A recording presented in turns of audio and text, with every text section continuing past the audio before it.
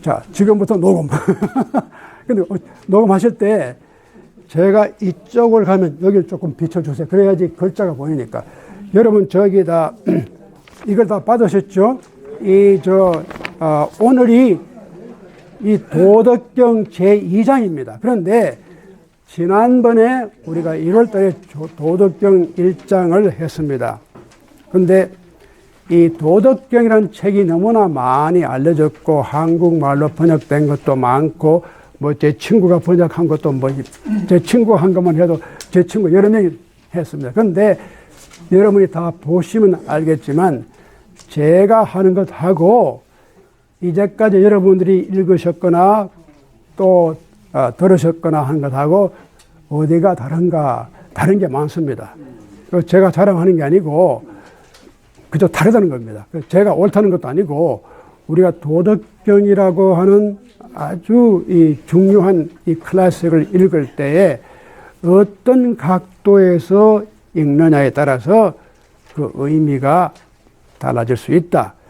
여러분이 선택을 해서 어떤 해석이 좋은가 이제 하시겠지만, 여간 제가 그 남들이 해놓은 걸 그대로 제가 발표하는 게 아니고 제 나름대로 이제까지 생각하지 않았던 다른 면에서 지난번에도 그렇게 했습니다. 그 도덕경, 제 친구들도 쓴 책들 많아요. 도덕경하고 쓴 책을 읽어보면은 그런 얘기가 전혀 없어요.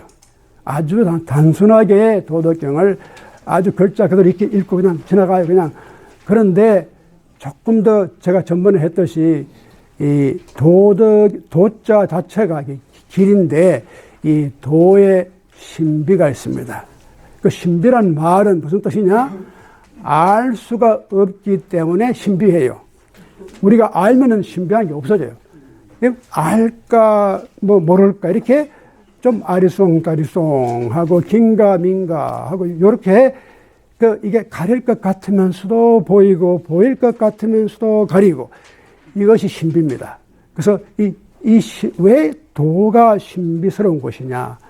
이제 그걸 이제 조금씩 설명해 가는데, 이제 지난 1장은 아주 개념적으로 전체적으로 도가 가지는 신비함. 그 신비라면 아주 묘한 도라고 하는 것을 우리가 어떻게 정의하느냐.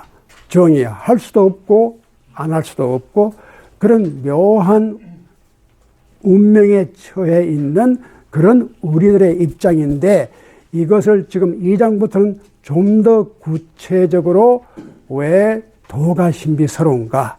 그 신비스러움을 하나씩 한 번씩 벗겨보고 도가 무엇인가를 한번 알아보자. 그래서 2장은 훨씬 더 구체적입니다. 자, 그런데 2장에 제가 2장의 제목을 도의 상대성, relativity, 도가 가지는 상대성이 뭐냐. 이 상대성 원리가 도에 있습니다. 우리가 흔히 생각할 때 아인슈타인이 상대성 원리를 이렇게 발견했다고 그러는데, 도가 상대적이다 하는 뜻이 무엇인가? 도라고 우리가 언뜻 생각하면 도는 굉장히 절대적입니다. 진리는 절대적이고 진리는 변함이 없고 진리는 영구하고, 이게 진리잖아요. 근데 도가 상대적이다. 이게 굉장히 파격적이고 충격적인 이야기입니다. 도라고 하는 것이 하나님이다. 한번 생각해 보세요. 하나님이고 도라고 하는 것이 진리고, 도가 모든 만물의 본질이라고 할 것 같으면 그것이 항상 변함이 없고 분명하고 절대적이어야 됩니다. 우리는 그런 형태의 교육을 받아왔어요. 우리가 크면서 공부를 하면서 절대다. 이 모든 만물의 본질은 절대적이다. 우리가 절대적인 것을 믿어야 한다. 종교도 절대를 말합니다. 하나님은 절대다, 영원하다, 불변하다. 그렇게 생각을 해왔는데 도교에서 말하는 도는 상대적입니다. 절대적이 아닙니다. 이 자체가 굉장히 벌써 기존 우리가 가지고 있었던 어떤 생각이랄까 그런 관념을 갖다가 정면에서 도전하는 겁니다. 우리가 이걸 알고 읽어야 돼요. 그런데 이제 그렇기 때문에 도가 신비한 거예요. 절대적이 되면 신비할 필요가 없어요. 너무나 self-evident, 분명하고 아주 우리가 규정을 지을 수 있고 그런 거는 뭐 신비성이 없죠. 그런데 그런 신비성을 가진 이유가 도가 상대적이기 때문이다. 근데 왜 진리나 어떤 그런 불변의 법칙 이런 걸 갖다가 상대에서 찾았을까? 이게 참 묘합니다. 노자가 왜 우리는 흔히 생각할 때 상대적인 것, 그건 너무 상대주의, 이것도 좋고 저것도 좋고 상대적인 것. 거기에는 어떤 절대적인 진리가 없다고 생각합니다. 그런데 노자는 역설적으로 절대를 떠나서 상대 가운데서 진리를 찾습니다. 이 전제를 우리가 알고 이 장을 읽어야지 이걸 모르고 읽으면 아무 의미가 없어요. 자, 한번 시작을 해봅시다. 제가 여기 도와 상대성의 원리 했는데 이 한문을 여러분들이 그냥 아시면 더 좋고 또 한문을 여러분이 모르셔도 아무 문제가 없습니다. 자, 여기 보시면 천하. 이게 천하란 말은 글자 그대로 하늘 아래. 근데 그 말을 쉽게 말하면 이 세상이란 말을 옛날 한문은 항상 천하라고 그랬어요. 천하. 천하는 모든 세계를 다 포함하는 천하인데 천하 계지미 지위미. 천하가 이 계란 말은 모두란 뜻입니다. 하나하나 모든 우리 한 사람 한 사람을 다 합해 가지고 총괄하는 것을 계 우리 모두가 지는 안단 말이죠. 지 미가 뭡니까? 미는 아름다운 거죠. 미인 아름다움을 우리 모든 사람이 아름다움을 안다. 그 다음에 지미, 지위미. 그 아름다움을 아름답다고 인식하는 것. 우리 모든 사람들이 아름다움을 아름답다고 다 인정하는 것. 지자는 지자입니다. 그래서 천하계의 지미, 지위미. 이 위자는 두 가지로 해석하는데 하나는 어떻게 이루어진다. 또 어떤 거는 그 앞에다 사람인자 붙이면 뭡니까? 가식적인 것, 위선적인 것. 그럴 땐 사람인자가 반드시 붙습니다. 사람인자가 없는 것은 무엇을 위한다든지 이루어진다든지 그런 뜻인데, 자, 천하의 모든 사람들이 아름다운 것을 보고 다 아름답고 할 때에 사오이. 제가 오라고 읽었죠? 이게 악이 아닙니다. 여기에 이미 어떤 분은 악이 있다 그래요. 그 악이 아닙니다. 우리가 악으로 읽을 수도 있고 또 오로 읽을 수도 있는데 우리가 흔히 생각하면 악이라고 하는 것, evil 이런 뜻은 아닙니다. 이 악에 대한 개념이 달라요. 서구 기독교에서는 악을 이제까지 굉장히 그 선과 악을 이분법으로 봤어요. 선은 여기 있고 악은 저 구석에 있어요. 선과 악이 나와가지고 막 싸워가지고 선이 이긴다. 뭐 이런 거죠. 이게 이원론적인 생각인데 과연 선과 악이 그렇게 둘로 갈라져 있는 것인가?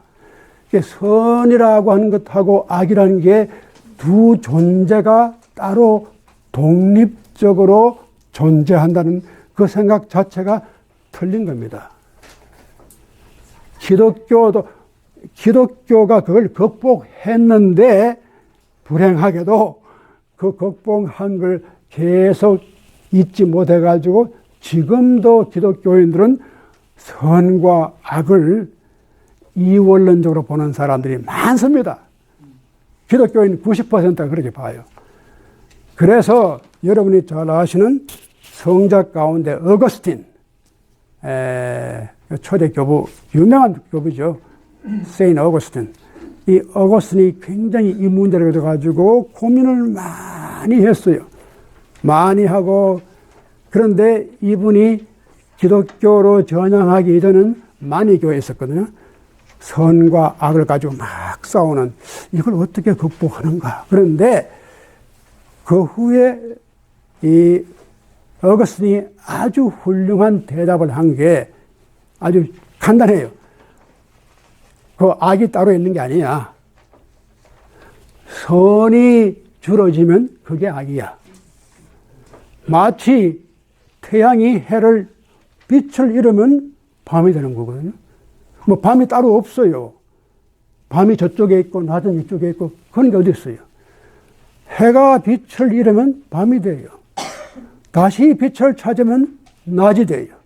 이게 하나인데 두 가지 현상으로 나타나는 겁니다. 선이 약해지면 선의 부족이 악이 돼요. 우리 이 원이 있는데 이 원 속에 다 선으로 차면 다 선이죠. 그런데 이 선이 점점 줄어져 가지고 그 공간이 생기면 그게 악이 돼요. 그래서 그게 바로 이원론적인 생각을 어거스틴이 극복했는데 불행하게도, 그리고 기독교 하나님도 뭐 읽어보면은 뭐 사탄이 여기 있고 뭐 하나님이 여기 있고 그런 것이 나오지만 근본적으로는 그렇게 이원론이 아닙니다. 자, 그리고 이 신학적인 얘기는 제가 따로 여러분에게 한번 시간이 나면 말씀드리고, 자, 우선 여기에 돌아가서, 자, 여기에 4, 5, 2. 이란 말은 이미, 여기에 이미 오가 있다. 이 오라고 하는 것은 아름답지 못한 것입니다. 여러분, 그 기후가 나쁠 때는 뭐 기후가 악기후, 또 냄새가 그러니까 좋지 않은 거라든가 또 악취미 뭐 그런 말 쓰잖아요. 근데 그 악이란 말은 나쁘다는 뜻이지 반드시 악이란 건 아닙니다. 그런데 악취가 난다 그러잖아요. 뭐 이불 스멜, 이게 말이 안 되죠. 악취가 무슨 이불 스멜입니까? 냄새가 안 좋은 걸 악취라고 그래요. 우리는 그래서 이 악이란 말이 명사라기보다는 형용사로 많이 써요. 그래서 악기후라든가 악취미라든가 악취라든가, 그래서 악습이라든가, 그래서 그 악이라는 게 항상 이렇게 수식하는 형용사로 쓰여왔거든요. 여기도 이 악이란 건 아름답지 못한 것, 그래서 오라고 읽어요. 이미 거기에 아름답지 못한 것이 있다. 자, 다시 설명하면은 우리 모두가 아름답다 하는 것은 이미 그 개념 가운데는 추하다고 하는 것이 있다는 거예요. 추하다는 개념이 없으면 아름답다는 개념 자체가 없어요. 그렇잖아요? 제가 여러분 제 개인 이야기를 말씀드리죠. 제가 미국 와서 보니까 이제 미스 아메리카, 미스 유니버스, 그래서 어떤 여자가 그렇게 잘생겼는가 이제 할 때마다 보니까 그 뭐 미스 버지니아, 미스 메릴랜드 다 나와가지고 뭐 뷰티 컨테스트 해가지고 촥 이기잖아요. 미스 아메리카 나와가지고 인사를 하는데 눈물을 흘리면서 권을 쓰고 뭐 얼마나 감격하겠어. thank you my father, my mother, thank you my manager, thank you my friend. 이제 인사를 하는데 한 사람도 이런 말 안 해요.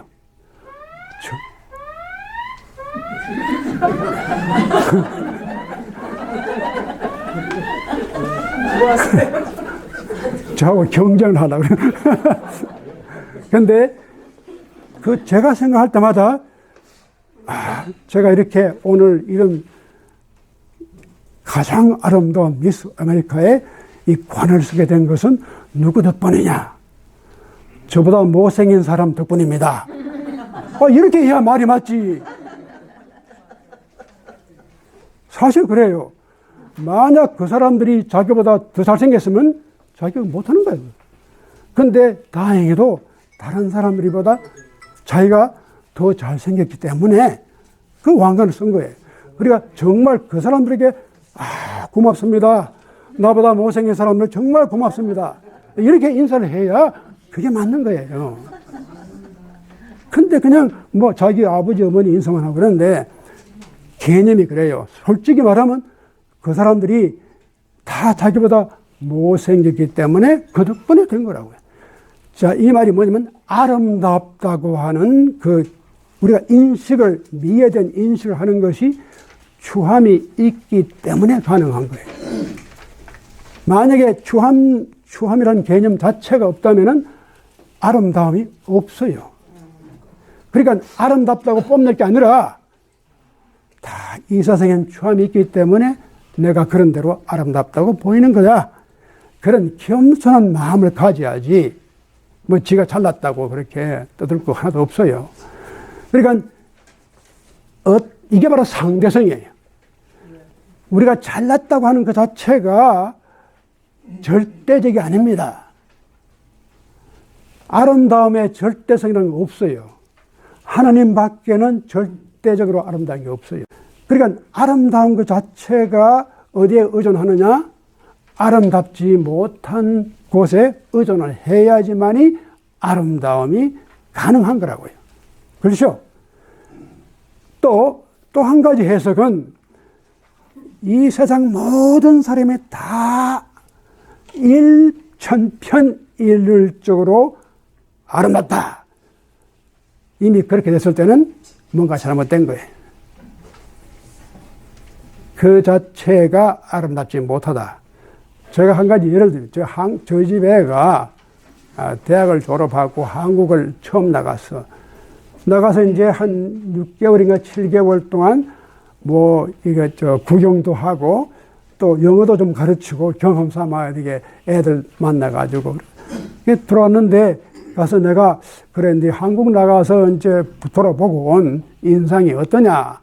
좋은 점 또 나쁜 점 얘기해봐라. 그러니까 한국이라는 나라에 이제 좋은 점도 있고 나쁜 점이 있는데 자기가 가장 이상하게 느끼는 것은 한국 사람들은 너무나 천편일률적이다.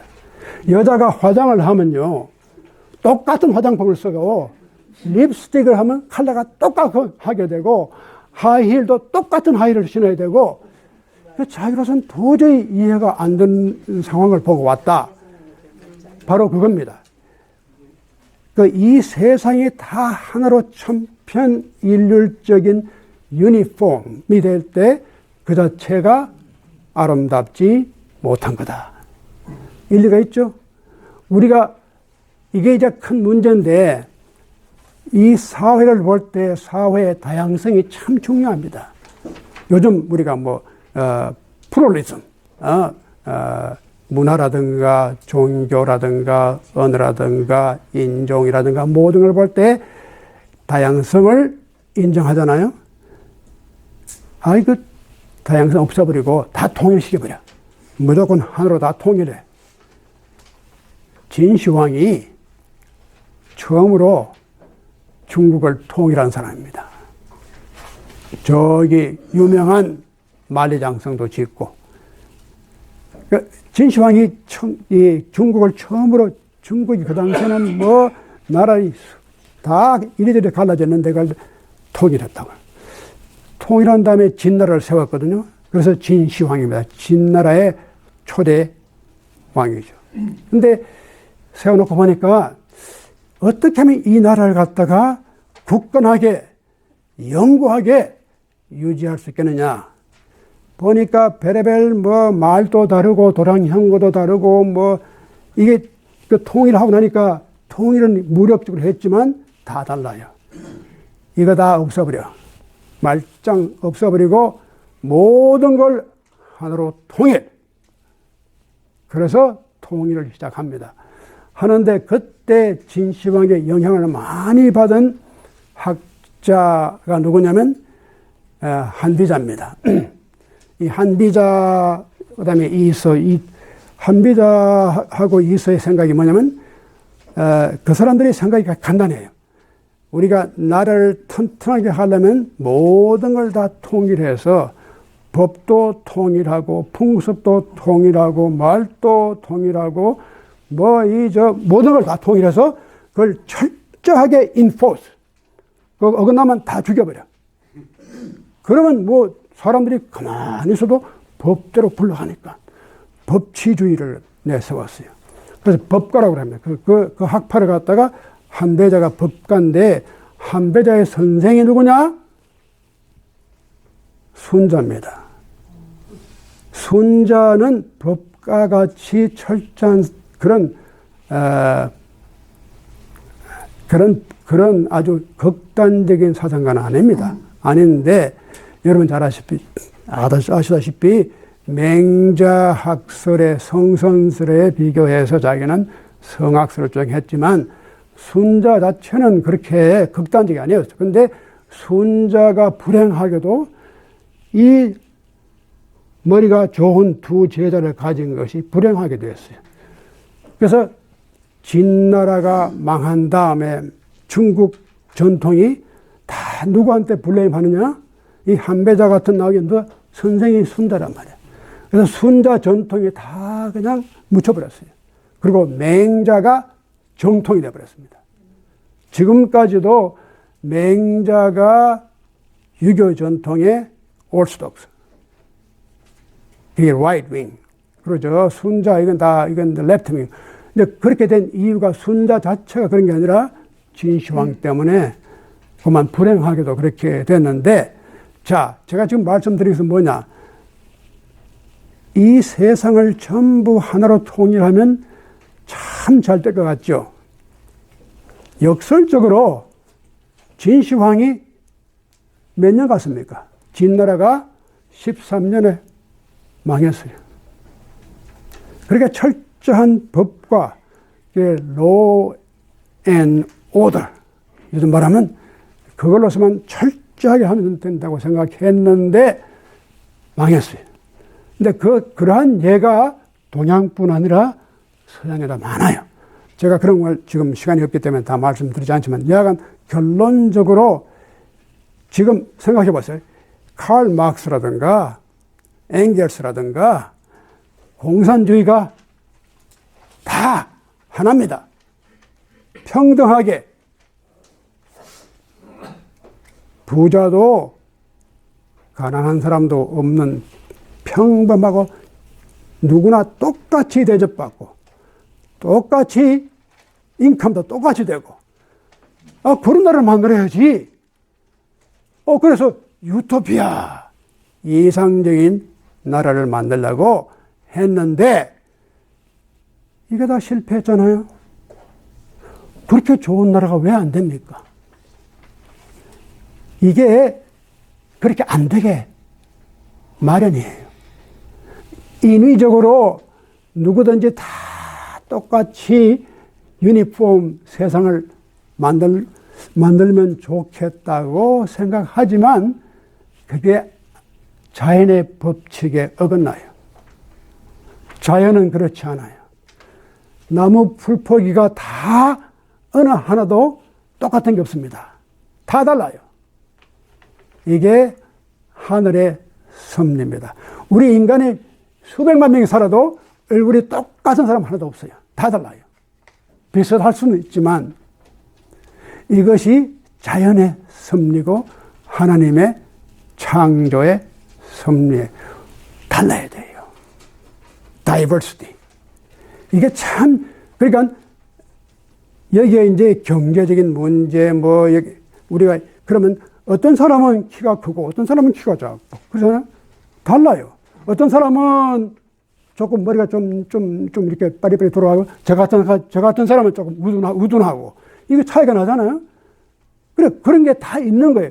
이걸 인위적으로 다 똑같이 만들려고 할 때 거기에 잘못이 있는 거예요. 이 말이 그 말이에요. 우리가 모든 사람이 다 이 아름다움을 똑같이 만들 때 이미 그것은 아름답지 않고 추한 것이 되는 거다. 자, 그런 겁니다. 그 다음, 자, 이 그 다음 점이 참 중요합니다. 그렇기 때문에 유무상생, 유무란 했죠? 유와 무가 서로 돌아가면서 나아준다.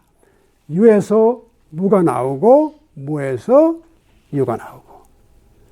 그러니까 이런 것이 우리가 일단 유무를 생각할 때 너무 유는 이쪽에 속하고 무는 저쪽에 속하고 아닙니다. 무에서 유가 나오고 또 유가 무로 돌아가요. 우리가 죽으면 다 없어지잖아요. 그러니까 이것이 자연의 법칙이에요. 그래서 고란 말씀은 그러기 때문에 유무가 상생, 서로 돌아가면서 서로를 낳게 해주고, 그 다음에 난이 상성,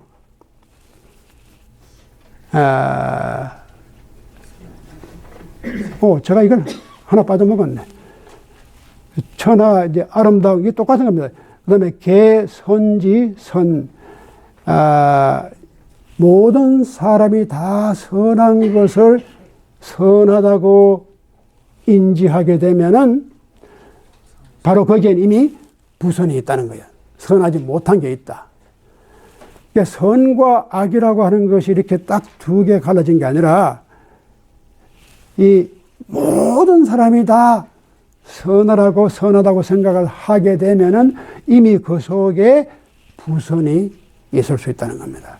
그러니까 쉽게 말하면 선과 악도 어떻게 보면 상대적이라는 거예요. 악이라고 하는 것이 이게 다 혹은 여기에 부선을 말은 악이라는 말은 보다는 좋지 않단 말이죠. 좋지 않다고 하는 것이 좋은 것하고 서로가 이게 공존할 수밖에 없는 거예요. 상호 의존하는 거예요. 그래서 이 세상을 볼 때 아까 조금 전에 제가 말씀드렸듯이 칼 마크스라든가 이런 분들이 이 세상을 다 이렇게 하면 선해지리라고 생각했는데 그 자체에 이미 불선이 들어가는 거예요. 왜? 인위적으로 통일할 때 그건 이미 자연을 벗어나는 거예요. 그래서 사람이 사는 법칙이 아주 간단히 결론적으로 말씀드리면 자연이 어떻게 흘러가는 걸 따라서 자연 속에서 어떤 법칙을 찾아야지 우리가 우리 머릿속에서 법칙을 만들어 가지고 일률적으로다가 이렇게 하면 모든 게 평등해지리라. 이게 잘못됐다 그 뜻입니다. 그리고 요즘 미국이나 한국이나 조금 그런 게 많아요. 조금 이렇게 좌파니 이렇게 사람들이 그 나라를 갖다가 노동자도 잘 살고 부자도 잘 살고 그래서 다 그냥 천편일률적으로 다 고르면 되는데 왜 그렇게 안 되느냐. 그런데 그렇게 어느 정도 우리가 서로 도와주면 좋지만 이걸 천편일률적으로 모두가 다 선으로만 생각할 때 이미 거기에는 부선이 들어가 있다는 겁니다. 그래서 선과 악도 우리가 어떻게 보면 서로 상대적으로 이해할 수밖에 없는 거예요.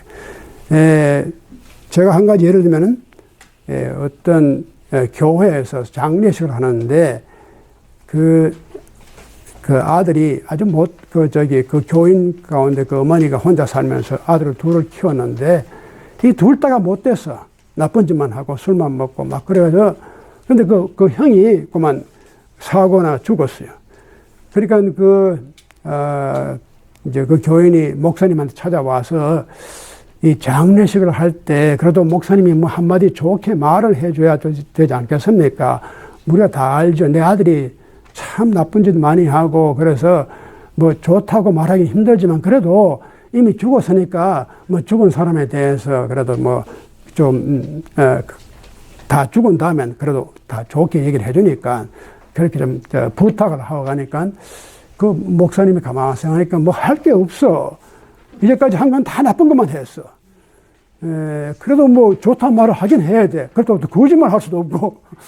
그래서 이제 장례식 하는데 아무개가 참 그래도 훌륭하게 살았습니다 하고 compare to 해서 연가 부르더라. 자기 동생보다는 훨씬 훌륭한 사람이었다. 선과 악도 이렇게 비교를 해서 누가 좀 더 훌륭하다. 이렇게 말을 할 수 있죠. 절대적인, 우리 인간 사회에서 절대적인 선이라는 게 없어요. 내가 조금 낫다는 것은 저놈이 워낙 못 났으니까 조금 난 것 뿐이지. 그러니까 우리 인간 사회에서 선을 절대화시키지 말아라. 이게 원인입니다. 일리가 있죠. 모든 사람이 다, 이게 선입니다. 근데 그 위험성이 많아요. 우리가 20세기 볼 때는 그렇게 어떤 모든 사회에 마크스라든가 히틀러라든가 그런 사람들이 자기들의 민족주의라든가 공산주의를 갖다가 이게 절대선이라, 절대적이다. 이게 상대적입니다. 근데 그걸 절대화 시켜버리고 이것이 절대적인 선으로 생각했을 때 이미 거기에는 부선이 들어가 있는 거예요. 그러니까 이게 선과 악 이런 것도 우리가 상대적으로 이해를 해야 된다. 참 의미 있는 말이죠. 자, 그 다음에 이제 심지어는 있고 없고 하는 것도 상대적이란 말이죠. 없는 데서 있는 것이 나오고 또 있는 것이 없어질 수도 있고. 그래서 그 다음 난이 상승, 어렵고, 이 난자는 어려울 난자죠. 이자는 쉽다는. 난이 상승, 어렵고 쉬운 것이 서로 합해서 이루어진다.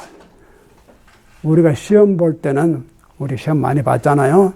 어떤 문제는 쉽고 어떤 문제는 어려워요. 그게 다 어려운 문제만 나오면 그게 안 돼요. 조금 쉬운 문제도 있고 어려운 문제. 그래서 그게 다 어렵고 쉽다고 하는 개념도 상대적이에요. 쉬운 문제가 있기 때문에 어렵게 보이고 어려운 문제가 있기 때문에 쉽게 보이고 어렵다 쉽다 하는 것도 절대적이 될 수는 없다는 거예요. 그 다음에 참 좋습니다. 이거 봐. 장단 상교. 여러분 장단이 있다 그러잖아요. 길고 짧은 것도 서로가 이 비교를 해보면 그때 아는 거예요. 내가 짧은지 이 비교 안 하면 몰라요. 그래서 이게 다 상대적이죠. 상대적으로 내가 좀 길고 상대적으로 내가 좀 짧은 뿐이지 절대적으로 길고 짧은 게 없어요. 그 다음에 고와 상경, 높고 낮은 것도 서로가 기울어지는 걸 보고 여기에 상대적으로 높은 것이고 상대적으로 낮은 것이다. 자, 그래서 이제까지 우리가 본 건 모든 이 세상의 자연의 법칙 자체가 상대적이라는 것. 절대적이 결코 될 수 없다는 겁니다. 이것이 자연이 우리에게 주는 교훈입니다. 자, 그래서 음성상화. 음과 성. 이 음은 사운드, 소리고 성은 목소리죠. 그래서 우리말은 그냥 음성 같이 쓰는데 사실은 음은 성입니다. 그래서 음은 일반 모든 그 사운드 자체가 음이고 성은 우리 육성, 목에서 우러나오는 그 성이. 그래서 음과 성이 상화, 서로 조화를 이루고 전후 상수, 앞과 뒤가 서로 따르는 거예요. 앞선다고 자랑할 거 없어. 앞이 꼴찌가 되고 꼴찌가 앞이 되고 그래요.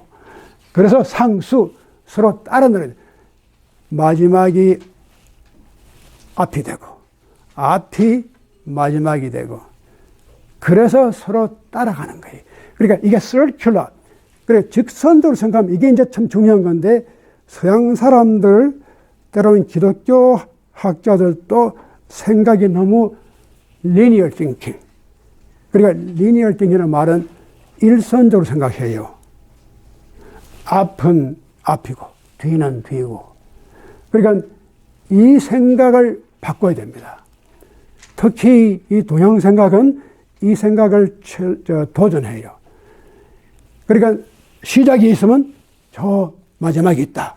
알파, 오메가. 창조가 있으면 마지막 완성하는 단계, 심판의 단계가 있다. 이걸 일직선으로 봐요. 역사 철학에서 시작과 종말을 일선적으로 끄어봐요. 근데 노자의 생각이 달라요. 시작과 끝은 일선적이 아니고 원이에요. 그렇기 때문에 시작한 점이 다시 이게 바로 마지막이 되고, 또 마지막이 되는가 했더니 그 마지막이 출발이 돼요. 우리가 회갑을 60세 회갑, 저는 회갑 지난 지 오래됩니다. 여러분도 다 회갑 지났죠? 근데 뭐 회갑 지났다고 날 회갑한다고 해주는 사람 아무것도 없고, 요즘 회갑이 아주 우스워졌어요. 근데 옛날에는 회갑이 굉장히 중요하거든요. 왜 회갑이 중요하냐? 글자 그대로 이 띠가, 우리 띠가 있잖아요. 올해가 무슨 띠입니까? 묘니까 토끼띠인데, 가벌병정 이렇게 나가는 10가지가 있고, 그 다음에, 그러죠. 이 12개의 띠가 있잖아요. 가보, 그러니까 갑하고 오가 나오면 그게 첫이에요. 근데 그래서 12로 갔다가 이렇게 곱하면 60이 돼. 이제 그게 한 바퀴 다 돌면 60이 돼요. 그래서 갑이 되고 다시 갑으로 돌아오니까. 그래서 자축인묘, 진사, 수례 이렇게 쭉 나와서 12개 나오는데 그 하나씩 맞춰보면, 그래서 그게 다 맞아 들어가서 그게 바로 순환적인 사고방식이에요. 그러니까 이 인생의 출발과 마지막이 다 순환적으로 이해를 했지 직선적으로 이해하지 않았어요. 그러니까 선과 후가 이렇게 떨어지지 않아요. 이게 다 연결돼서 돌아가는 거죠. 그렇죠. 그러니까 전후가 상수, 서로 따른다는 거죠. 그러니까 지가 잘났다고 앞에 간다고 뻐릴 게 하나도 없어요. 그게 이제 꼴찌가 되는 거예요, 이제. 그 꼴찌라고 자기가 그렇게 실망할 필요 없어요. 그 꼴찌가 또, 1등, 그러니까, 우리 성경 말씀에 예수님이 이거 참 좋은 말씀을 뭐라고 그랬습니까? 먼저 된 자가 나중되고, 나중되자가 먼저 된단 말이야. 이것이 하나님의 법칙이에요. 그러니까 뭐 그렇게 잘났다고 뻘릴 거 없어요. 이것이 자연의 법칙이에요. 아니, 해가 지면은 다시 나중에 그 이튿날 아침에 새로 또 해가 또 뜨잖아요? 이게 순환이라고요. 자, 그 다음에 시란 말은 이리하여. 그래서 성인, 여기 성이라는 말은 거룩한 사람이라는 뜻이 아닙니다. 이 동양 사회에서 성인 그러면 아주 성인 군자, 훌륭한 사람, 지혜 있는 사람, 그런 사람을 성인이라고 그랬지 무슨 holy person 아닙니다. 근데 이 성인 처무위 지사, 여기 아주 중요한 말이, 기가 막힌 말이 나옵니다. 이게 도덕경 전체 몇 개, 아마 가장 대표적인 말 하나가 무위란 말입니다. 그러니까 성인은 처무위지사. 자, 그런데 여기 처란 말하고 사란 말을 합하면 처사죠. 일을 처리한다 그 말이죠. 그래서 처사. 처사를 잘한다, 처사를 못한다, 그런 말을 많이 쓰잖아요. 처사가 좋았다, 처사가 나빴다. 그러니까 성인의 처사를 어떻게 하느냐? 성인 처 무위지사, 무위를 가지고 일을 처리해 나간다. 그럼 무위가 뭐냐? 글자 그대로 무자는 없을 무자고 위자는 뭘 한다는 뜻이에요. 하지 않는 것이 무위라고요. 하지 않음으로써 모든 일을 해나간다. 이게 역설이죠. 기본적인 상식은 우리가 일을 해야지 일이 해결되잖아요. 성인은 일을 하지 않고 일을 해결하는 거예요. 그 저는 성인이 못 되죠.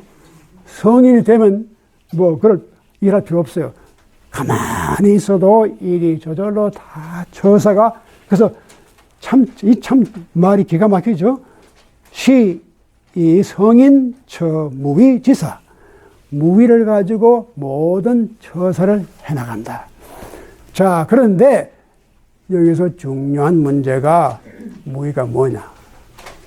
inAction, 영어로 번역할 때 이제 많이 이제 이걸 가지고 어떤 분은 inAction, non-action. 그렇죠? 위라는 건 act, 뭘 하는 것이니까. non-action, inAction. 그렇게 번역을 많이 해요. 근데 이것도 다 맞지가 않아요. 그럼 non-action, 가만, 액션이 없는 것. 가만. 저기 나무나 돌같이 이렇게 목석같이. 그게 inAction. 혹은 non-action. 하지 않음. 이렇게만 자꾸 해석했는데 그런 뜻이 아닙니다. 아닌데, 이걸 이제 윤 박사님 혹시 경제학자시니까 그런데 laissez-faire. 이게 바로 하지 않는 거예요. 그대로 내버려두는 거예요. 그게 바로 무인데, 그래서 이제 서구 사람들은 laissez-faire. 그렇게 이제 해석을, 그렇게 번역을 합니다. 근데 그대로 두는 거예요. 그게, 근데 가장 좋은, 이제까지 그래도 제일 나은 번역이 뭐냐면 non-interference. non-action이 아니고 inaction이 아니고 또 lack of action도 아니고 non-interference. 불간섭. 인간이 자꾸 뛰어들어가지고 일을 저질러요. 가만두면 되는데 그게 문제. 자기 뛰어드는 게 이게 문제. 좀 가만 내버려둬. 둘이가 이제 때로는 두 사람이 싸울 때 자꾸 중간에 끼어들어가지고 이게 자기가 화해하는 척 하면서 일을 더 복잡하게 만들 때가 많아요. 가만 내버려둬. 저희끼리 좀. 그럼 저절로 해결될 때가 많아요. 그런데 우리가 그걸 인위적으로, 이것도 하나 인위가 들어갑니다. 인위적으로 우리가 interfere. 무엇을 interfere 하느냐? 자연이 가는 길이 있습니다. 길이 있는데 그 길이 나올 때까지 기다려주고 그렇게 저절로 이루어질 때까지 우리가 참고 이걸 도와주면 되는데 급하게 뛰어드는 거예요. 그게 바로 interference. 그래서 제가 본 가운데 영어로 가장 정확하게 무의를 해석하고 번역한 것이 non-interference, 불간섭. 자연에 가는 길이 있는데 그 길을 우리가 도와주고 그 길이 나오도록 우리가 기다리고, 인간에겐 그런 인내심이 필요해요. 그런데 우리가 너무 그런 인내심을 발휘하지 못해서 뛰어드는 바람에 일을 그르치는 거죠. 그래서 이제 무의란 말이 자주 나옵니다. 이게 지금 2장에 제일 처음 등장했는데, 그 무의란 것이 어떻게 보면 굉장히 소극적이고 부정적인 것 같지만 이것이 적극적인 의미가 있습니다. 사실은 우리가 뛰어들고 우리가 하는 것도 쉬워요. 보고 자기가 뛰어들어 내가 이렇게 하면 다 되겠다. 그런데 이걸 참고 기다리는 것이 더 어려워요. 무의가 힘듭니다. 우리 생각할 때 무의란 건 아이고 게으른 사람 저 비치가에 가서 아무것도 안 하고 그냥 들어 누워서 햇볕에는 쪄요. 그러면 만사가 다 되는 거다. 그런 뜻이 아닙니다. 이 무의라고 하는 것은 인간이 자연의 섭리를 이해하고 자연의 섭리가 나타날 때까지 참아주고 이런 인내성과 지혜가 필요해요. 그러니까 결코 이게 부정적인 개념이 아닌데 이제까지 많은 사람들이 이걸 부정적으로 오해라고 하죠. 아주 적극적입니다. 무의를 한다는 게 얼마나 힘든지 몰라요. 그래서 그 무의를 가지고 성인은 성인의 처사 그래요. 그래서 때로는 그런 생각해요. 훌륭한 지도자는 자기가 나타나서 일을 안 합니다. 뒤에서 일이 해결되게 정말 기도하고 참고 눈물 흘리고 그러면서 이것이 해결되면은 나중에 해결된 다음에 저희들이 야 이거 내가 했다는 그래 백성들이 저희들이 다 했다고 생각하게 믿게 해주라 이겁니다. 그게 훌륭한 지도자예요. 훌륭한 지도자 내가 했다고 나서는 게 아니라 그렇지 그봐 너희 백성들이 다 이제 알아서 이렇게 했겠지. 맞았어. 그게 무의예요. 그래서 이 시이성 성인이 처무의지사. 그 다음에 또 이제 기가 막힌 말을 합니다. 만물작은 이 부사. 이 만물을 보십시오. 뭐 여기에 나무, 산, 물이 흘러가고 바위가 있고 다 자연에서 수만 가지가 만들어져 나오죠. 우리가 그 덕분에 살지 않습니까? 만물작은 이게 은자는 그냥 받침으로 쓰는 겁니다. 만물이 다 이루어져 나오는데 있자. 그러나 부사 말이 없어. 다 뭐 내가 잘났다고 말하고 말이 없어요. 천지 만물이 이렇게 역동적으로 돌아가고 나오고 하는데 말이 없어. 그 다음에 생이불류. 이것도 기가 막힌 말입니다. 제가 제가 종종 결혼 때 주례를 해요. 제가 그래도 이 버지니아 라이선스를 가지고 있거든요. 여러분이 혹시 필요하면 저를 부르면 제가 차지를 안 하고 공짜로 해드릴 테니까 생각하셨다가 나중에 필요하면 불러주세요. 제가 우리 학생들을 종종 결혼식을 하는데 제가 가서 꼭 이 말을 해요. 그 부모들한테 하는 말이 내가 낳기는 낳았지만 내 소유가 아닙니다. 기가 막힌 말. 정말 우리 부모들이 꼭 알아야 할 말입니다. 생이불유. 모든 만물이 이 자연이 우리를 다 이렇게 만들었지만 우리를 소유하지 않아요. 우리는 조그만 뭘 해서 뭘 만들어내놓고 이게 내 주인이가 자기 주인이라고 막 소리치고 주장하는데 생이불유. 절대로 내 것이 아닙니다. 그 다음에 위이부시. 우리가 이렇게 일을 하잖아요. 액티브하게 일을 하지만 자기 그 일의 결과에 대해서 의존하지 않아요. 내가 뭘 했다고 거기에 내가 기대고 의존하지 않아요. 그 다음에 또 참 좋은 말이죠. 공성. 우리가 공을 들여가지고 일을 성취하지만 그 일을 성취한 곳에 자기가 머물지 않습니다. 자기가 집을 지어놓고 다 내가 피땀 흘려 했는데 자기가 거기 들어가 살지 않아요. 이 불자가 이 뜻은 똑같아요. 이 불자를 쓰나 이 불자. 근데 이 고전 한문에는 종종 이 불자를 많이 써요. 불거. 거기에 자기가 거기에 거하지 않는다 말은 자기 공을 세워놓고 그 공 속에 자기가 또 거하게 해서 내 거라고 자기는 그걸 떠나야 돼요. 자기가 이룬 것을 자기가 이제는 됐다. 내가 떠날 때는 떠나야 돼요. 유부거, 시부거. 그러니까 이렇게 자기가 거기에 거하지 않기 때문에 자기가 이루어놓은 것이 어디 가지 않는 거예요. 이 거자란 말은 없어지는 거예요. 다른 데로 가버린 거예요. 부거, 시부거.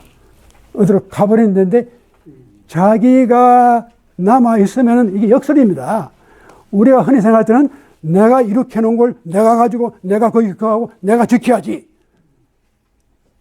그렇게 해야지만 이게 오래 갈 거다 생각하는데 역설적으로 떠나라. 거하지 말아라.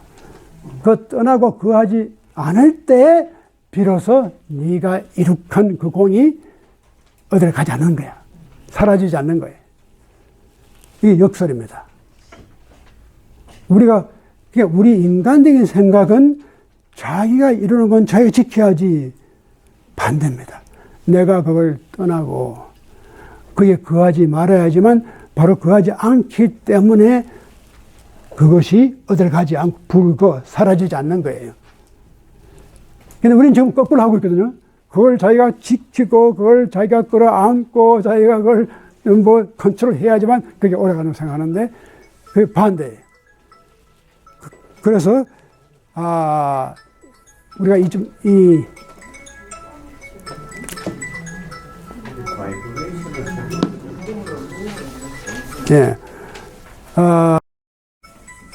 장 자체가 그래서 우리가 첫 부분은 그 자연이 주는 교훈을 우리가 도라고 하는 것이 바로 이렇게 상대적이라는 것. 상대적인 그 자연의 법칙 자체가 상대적이라는 것. 둘째 파트는 우리가 여기서 얻는 도덕적인 교훈입니다. 그래서 우리가 이런 자연의 법칙을 이미 터득한 사람들은 어떻게 사느냐? 이렇게 살아요. 말 없이, 저같이 이렇게 말하는, 말로 가르치는 사람은 쌍놈들이에요. 진짜 양반은 말 없이 행동으로 가르치는 것이 그게 진짜예요. 그래서 여기 그러잖아요. 우리가 무엇을 배우는 것도 사실은